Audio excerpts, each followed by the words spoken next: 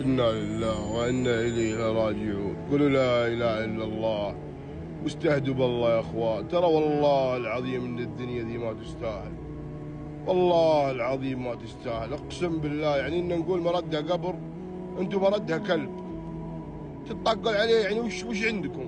أراضي ما عندكم، عقارات ما عندكم، دراهم ما عندكم. نهاية الموضوع بتتقاتلون وش عشانه؟ عشان هدف رخيص، زبالة عند مطعم بخاري. استهد بالله، كبر عقلك انت وياه يا اخي. الاكل يكفي للجميع والله موجود، واللي له حق بياخذه.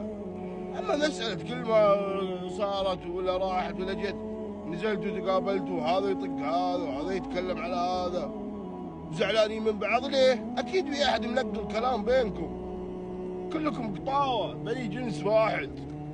لا تسمعون كلام اللي ينقل بينكم ولا يخرب الخوة ولا يفتن بينكم. والله العظيم كلكم كلنا عيال قطوة، كلنا عيال 7 9، بس انتم مدري كم. استهدوا بالله، استهدوا بالله واذكروا الله وروحوا كل واحد يدور له زبالة، والحياة مليانة زبايل.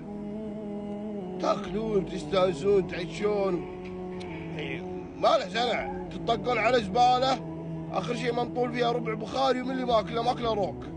بالله هذه حياتي ولا هذا هدف يستحق منكم انكم تتهاوشون عليه؟ ما يستحق منكم. فانا اقول اذكروا الله واستهدوا بالله وعيشوا حياتكم.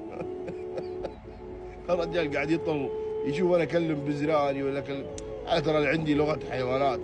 يلا كل واحد على بيته، يلا.